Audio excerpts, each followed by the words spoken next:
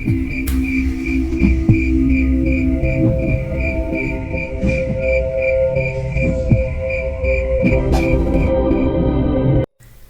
itu, kami bertiga mengikuti keenam wanita tersebut.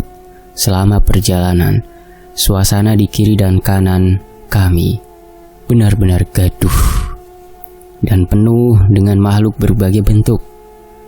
Kami berjalan di tengah para wanita itu. Sementara di sekeliling kami ada banyak makhluk penunggu hutan yang memperhatikan gerak-gerik kami dengan wajah bengis dan marah. Namun, mereka tidak menyerang. Mereka hanya berdiri dan memperhatikan kami yang terus berjalan di tengah kelam malam. Tentunya hanya aku yang menyadari ini, karena saat itu Bon dan Dayat tidak bisa merasakan sekeliling, bahkan tidak mengetahui posisi 6 wanita tersebut. Kami sampai ke suatu tempat yang ada di tengah hutan. Ada bangunan megah di tengah hutan yang membuatku merasa aneh. Kami sampai di suatu tempat yang ada di tengah hutan. Cukup aneh memang, ada bangunan seperti itu di tengah hutan. Tapi saat itu aku harus melemparkan logikaku dan mempercayai apa yang mataku lihat. Di depan mataku terlihat pintu besar berwarna kuning keemasan. Di depan pintu tersebut ada 2 penjaga wanita berwajah garang dan berotot, membawa tombak dan perisai. Pakaiannya mengingatkanku pada prajurit-prajurit kerajaan kuno. Aku sempat menanyakan kejadian ini pada kedua rekanku. Dan saat itu mereka bilang bahwa keduanya hanya melihat kilau cahaya saja, tidak sedetail apa yang bisa aku saksikan. Kami dipersilahkan masuk ke dalam pintu tersebut. Dan ketika kami memasuki gerbang, subhanallah, Bon terkejut, sedangkan Dayat hanya terpaku dan bersuara lirih. Tori, di mana ini? Dengan penasaran, kami juga tidak bisa menyembunyikan keterkejutannya. Setelah kaki kami melangkah masuk, baik diriku, Bon atau Dayat, kami bisa melihat semuanya secara jelas. Kami melihat di sekeliling kami, terdapat semacam taman yang luas dan indah. Suasana di sana juga malam, namun terasa sangat berbeda dengan hutan tempat kami berkemah. Cahaya kunang-kunang muncul di mana-mana, memberikan cahaya di sudut-sudut taman tersebut dan membuat taman tersebut berkelap-kelip bermandikan cahaya yang indah. Belum habis rasa kagum kami, tiba-tiba Allahu Akbar! Bon dan Dayat agak berteriak serentak. Itu adalah momen pertama kali mereka bisa melihat keenam wanita cantik yang sedari tadi menuntun jalan kami. Seketika sikap mereka berdua berubah, berlagak tenang, berwibawa, serta sambil membusungkan dada, layaknya seorang yang gagah dan kuat. Aku hanya mengerutkan kening melihat tingkah mereka berdua. Kemudian kami digiring ke sebuah tempat yang berada di tengah taman yang luas tersebut. Di tempat itu ada begitu banyak wanita menggunakan pakaian yang sama seperti keenam wanita yang menjemput kami. Tidak satupun kami melihat yang berjenis kelamin pria. Semua wanita itu mendekat ke arah kami, tapi tak sampai bisa menyentuh kami. Mereka mengelilingi kami, memperhatikan kami seperti mereka tidak pernah bertemu dengan seorang laki-laki. Mohon untuk kedua kawan Tuan untuk menunggu di sini, dan Tuan ikut kami ke tempat putri, salah satu wanita itu mengatakan. Percakapan kecil aku katakan dengan Bon dan Dayat agar mereka tetap di sini, sementara aku menyelesaikan urusanku. Kemudian aku mengikuti wanita tersebut. Aku kembali berjalan, kali ini hanya ditemani beberapa wanita, hingga aku mendapati sebuah rumah besar dengan motif bunga sebuah rumah yang megah dan indah. Rumah tersebut berkilauan antara silver, emas, dan warna merah muda. Aku tidak pernah menemukan pemandangan seindah itu sebelumnya. Aku pun masuk ke dalam, dan di dalamnya berjajar wanita-wanita di kiri dan kanan. Kali ini mereka mengenakan pakaian yang berbeda dengan 6 wanita tadi. Wanita di dalam rumah ini mengenakan pakaian berwarna putih merah dan mahkota, serta kalung yang lebih indah daripada 6 wanita tadi. Di posisi paling ujung, ada seorang wanita agak gemuk bermahkota seperti ratu, dengan tampang yang serius serta tatapan yang tajam, tidak meneduhkan seperti yang lainnya. wanita yang mengantarku tadi menunduk dan berbicara dengan wanita bermahkota itu, sembari sesekali menunjukku. Namun aku tidak bisa memahami apa yang mereka bicarakan, karena aku hanya manusia normal, dengan sedikit kelebihan bisa melihat mereka. Di hadapan wanita begitu banyak, tentu sikapku canggung, malu, dikarenakan seluruh wanita yang ada di sana, pandangannya tertuju ke arahku. Ditambah lagi mereka memiliki wajah cantik luar biasa. Aku sedikit menunduk awalnya, hingga aku sadar, di samping sebelah kiri wanita bermahkota itu, ada wanita yang aku kenal. Ya, itu Shinta. Dia tengah duduk, sambil tersenyum lembut ke arahku. Dia mengenakan pakaian yang sama seperti saat pertama kali kami bertemu, tanpa mahkota, layaknya wanita biasa. Karena kamu berada di sini, aturan yang ada di sini, kamu harus patuhi seluruhnya. Aku adalah penguasa wilayah ini, dan di sampingku ini adalah putriku. Aku tahu maksud kedatanganmu, dan orang-orang yang kamu cari tidak ada di sini, melainkan berada di tempat lain. Aku bisa membantu kamu, tapi sebagai balasannya, aku minta kamu harus menikahi putriku, Shinta, kata Ratu Peri. Ada alasan kuat kenapa Shinta mau dengan manusia lemah sepertiku. Dan Ratu Peri bahkan tidak keberatan menunjukku untuk menikahi Shinta. Dalam silsilah keluargaku dahulu, dari garis leluhurku, diketahui ada yang menikah dengan jin, bukan Mbah Sabar. Mungkin bisa jadi kakeknya Mbah Sabar. Alasan Ratu Peri ingin menikahkan aku dengan Shinta sebetulnya bukan karena silsilah keluarga yang aku sebutkan di atas. Ada beberapa poin yang mana Shinta ataupun Ratu Peri menyadari ada sesuatu yang spesial dalam diriku.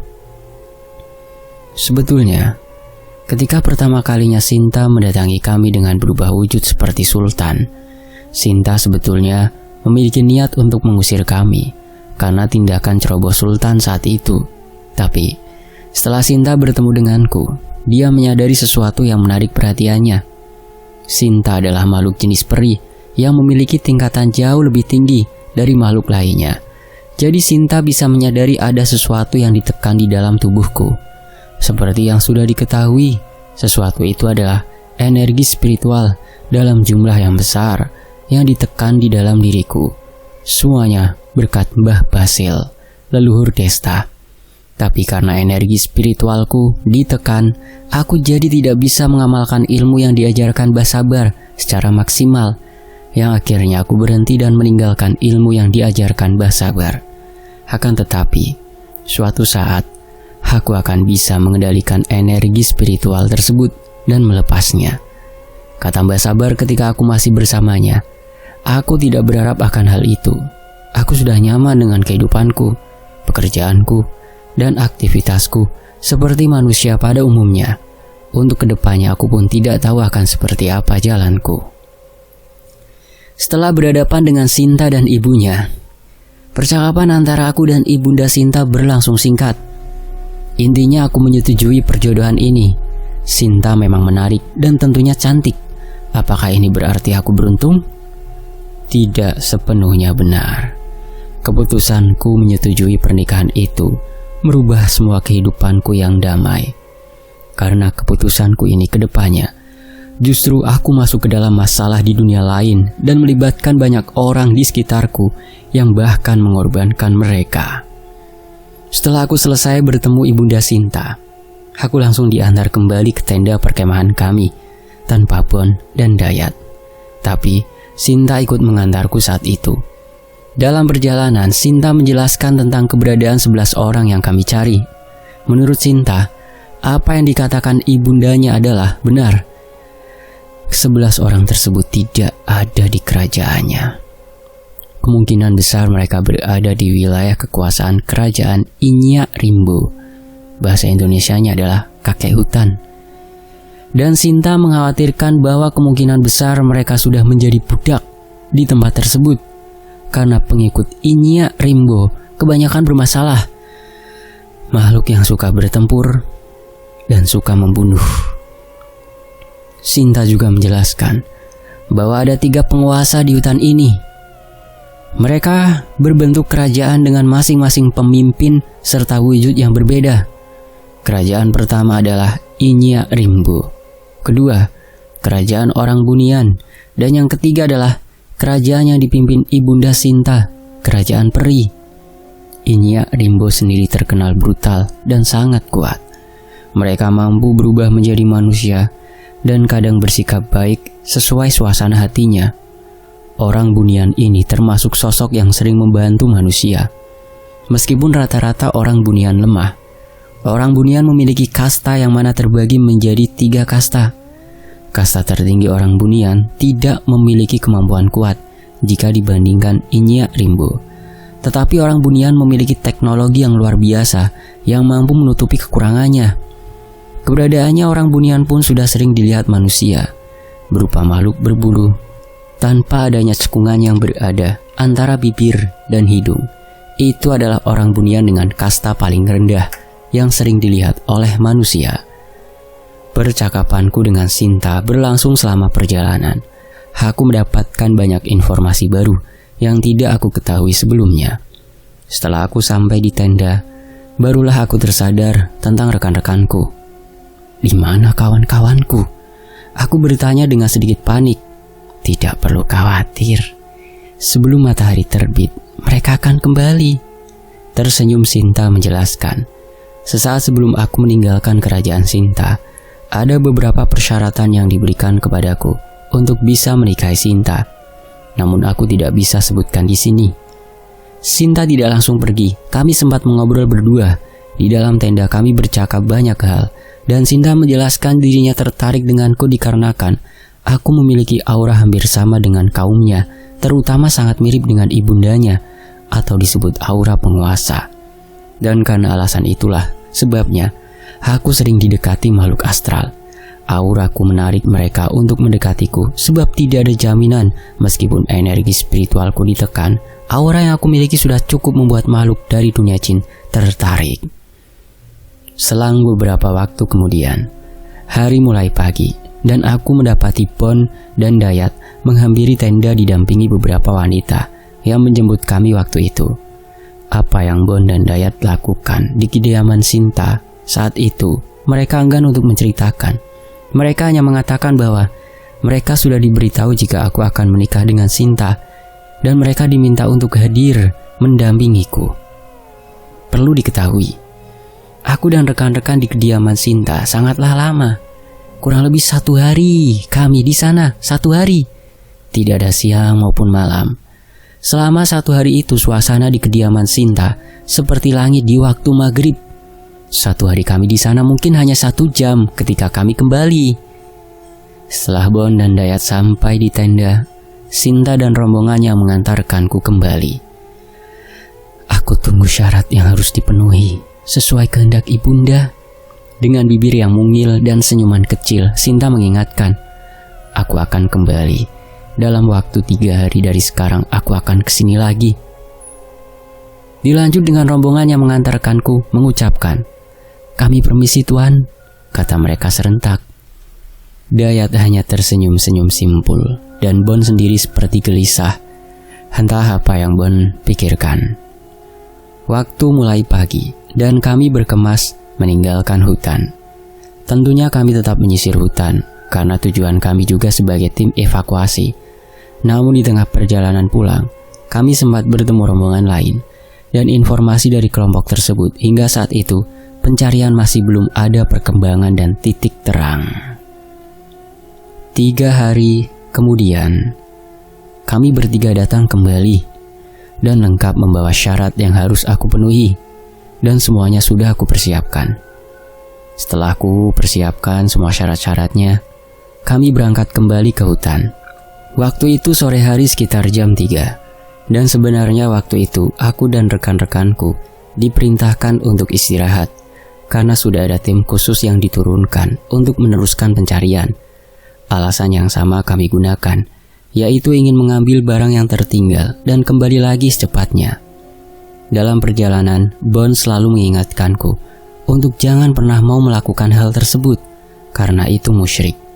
Baik dari pernikahan maupun persyaratan yang aku bawa, Bon menegaskan begitu sepanjang perjalanan.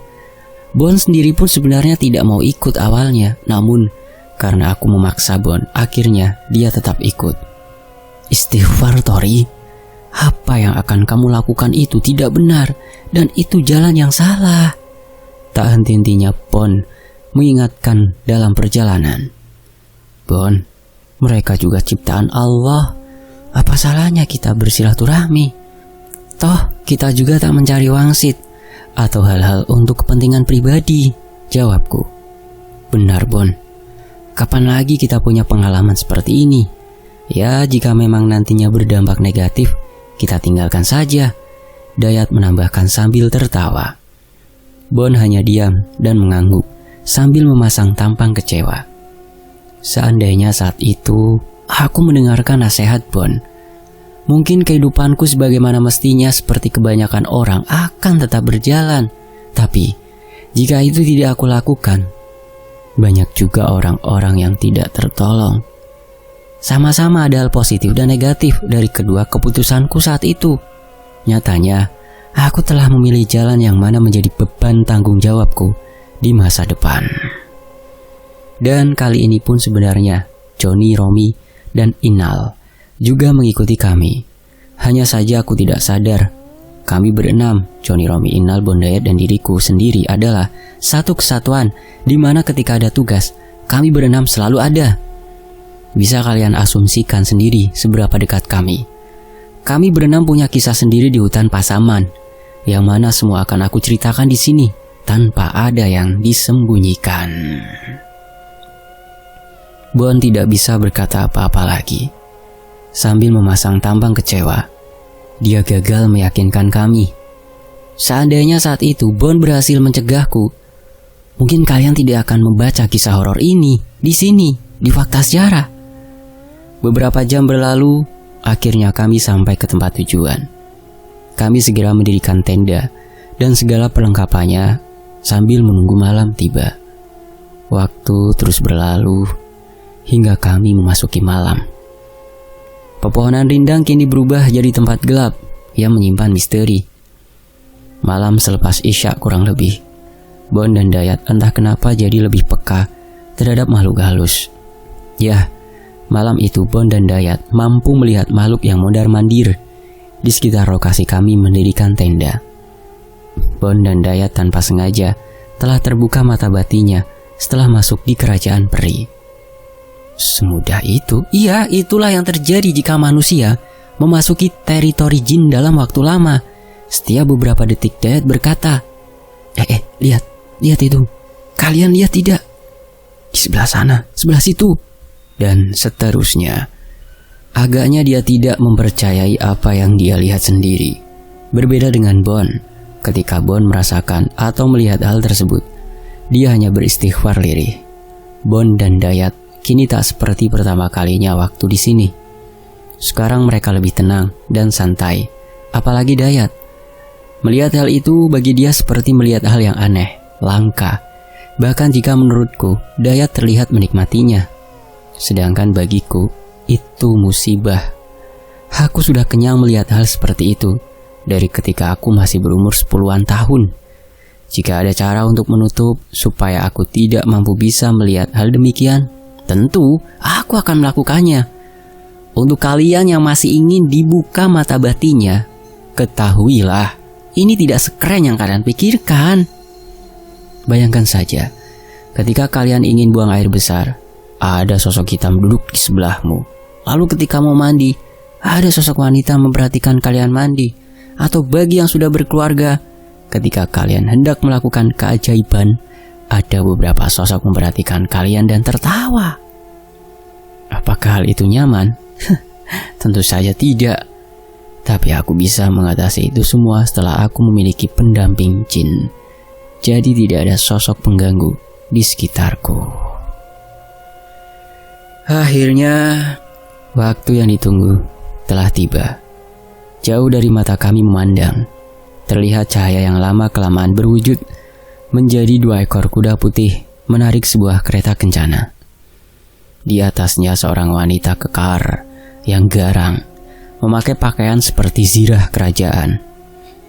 Kereta kencana yang ditarik kuda itu mendekati kami, hingga aku sadar bahwa kuda yang menariknya berukuran tidak wajar. Tubuhnya tinggi besar seukuran gajah, dan kereta kencana yang ditarik berhiaskan motif indah berwarna emas, merah, dan putih. Ketika wanita kekar tersebut turun dari kereta, aku tiba-tiba merasakan kantuk tak tertahankan. Aku mencoba menahannya, namun aku tidak mampu. Tak lama kemudian, aku kehilangan kesadaran. Hal yang sama juga terjadi pada Bon dan Dayat.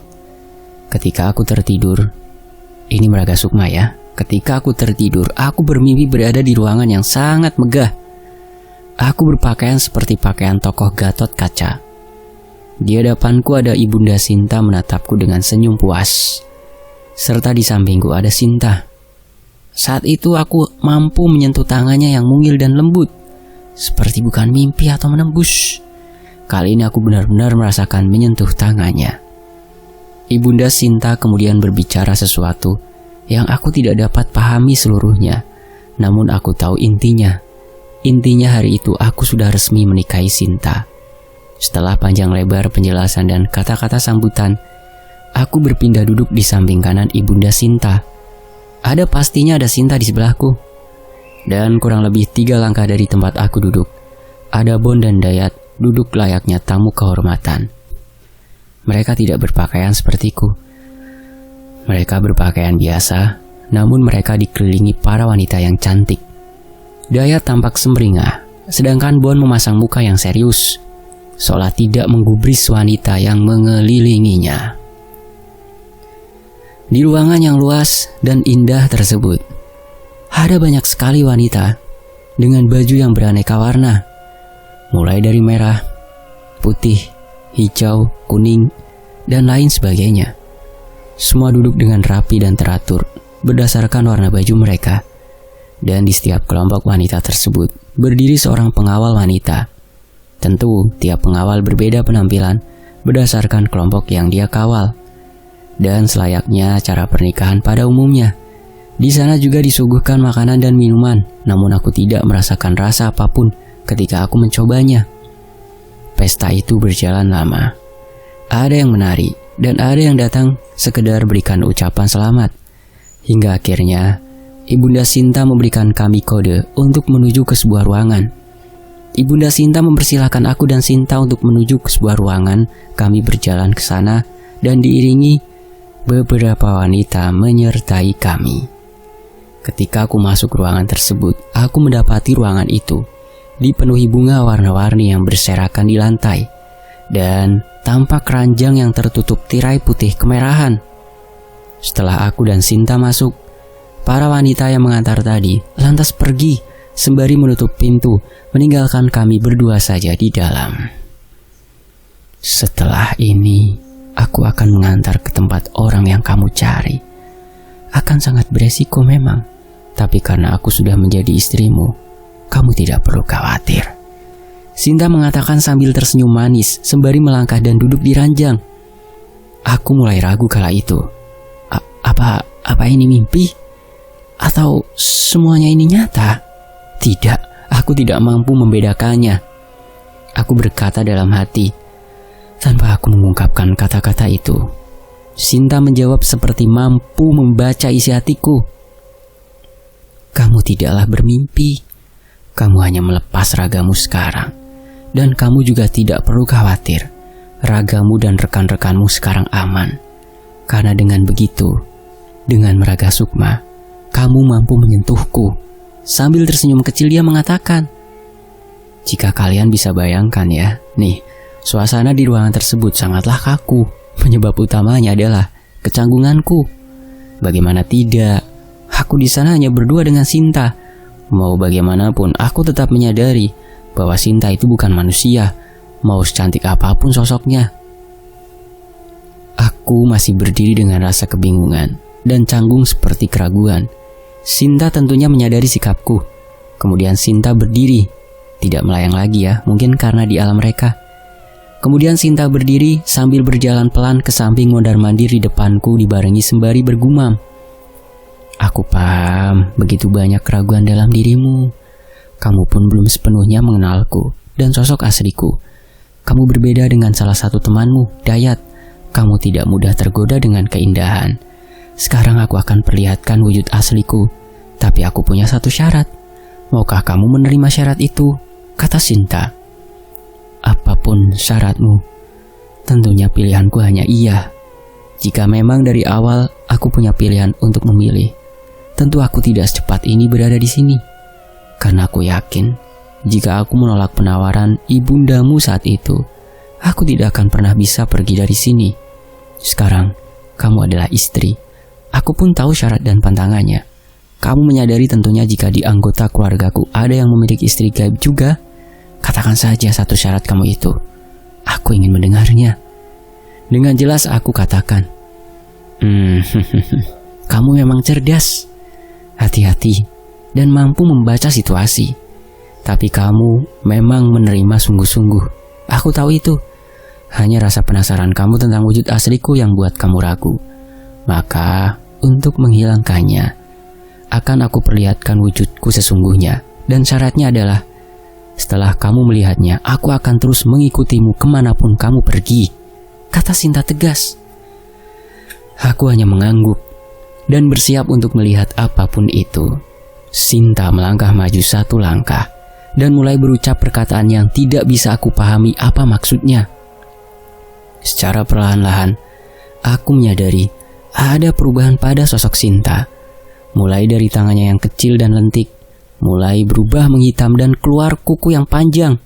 Rambutnya yang tadinya lurus menjadi tebal, tidak beraturan dan kusut. Serta pakaian yang tadinya rapi menjadi kedodoran dan kumal. Yang terparah wajahnya. Pokoknya mengerikan sekali. Mata merah dengan bibir hitam, serta taring sepanjang jari orang dewasa tumbuh di mulutnya. Hanya aroma wangi saja yang tidak berubah. Dengan agak terbungkuk, sosok Sinta menatap ke arahku. Aku masih tenang dan biasa saja. Dan perlahan Sinta mendekat. Karena tidak tahan melihat wujudnya itu, aku pejamkan mata. Jantungku berdetak sangat cepat. Sinta berhenti bergerak dan aku yakin Sinta berada tepat di depan.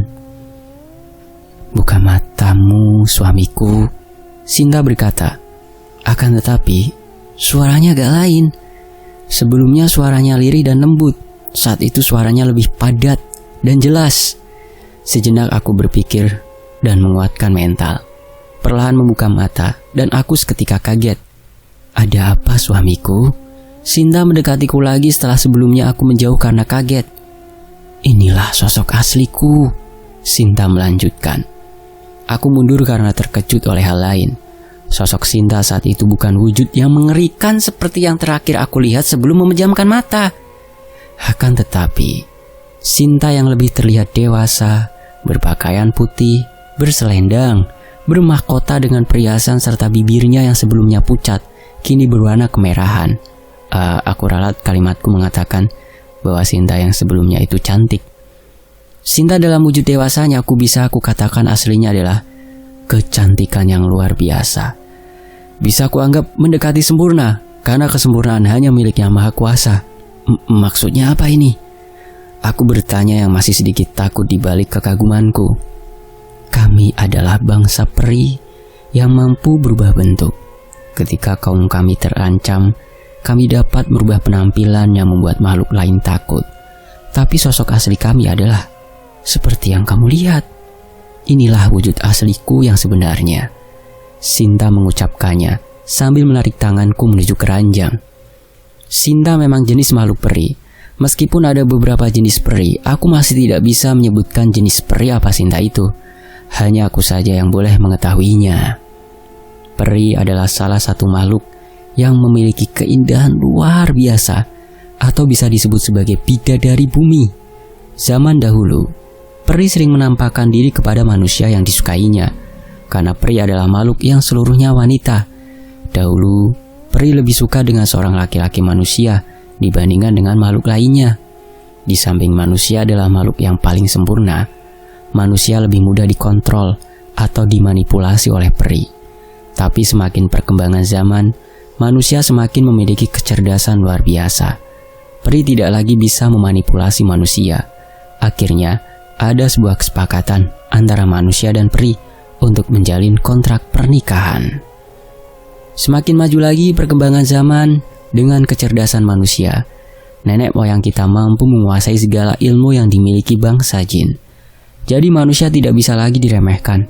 Akan tetapi, karena sifat tamak dan dendam manusia, mereka mulai mengingkari perjanjian kontrak pernikahan, sehingga peri menjadi budak manusia kala itu.